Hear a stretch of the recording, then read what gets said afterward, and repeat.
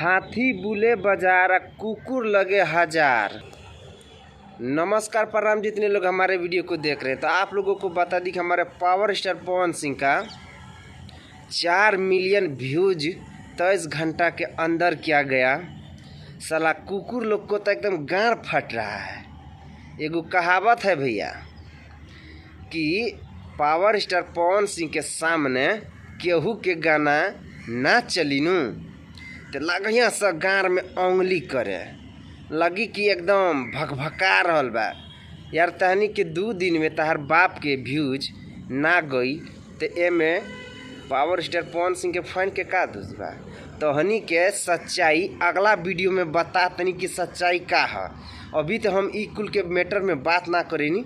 1 घंटा के बाद देखिए तो हनी के कितना धौक के एकदम रेल तनी।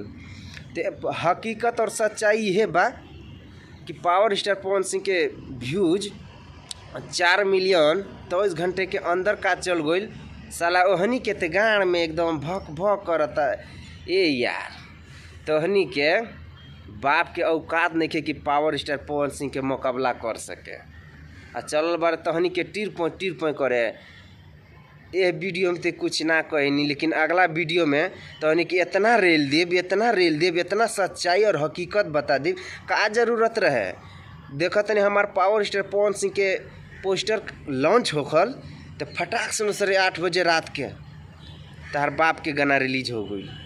तो का ई पब्लिक मूर्ख नहीं खे, तहनियों से होशियार बा। हकीकत का बा उ सब जानेला। ये वीडियो में तो उतना ना कुछ कहें, अगला वीडियो यहीं से भयानक हुई।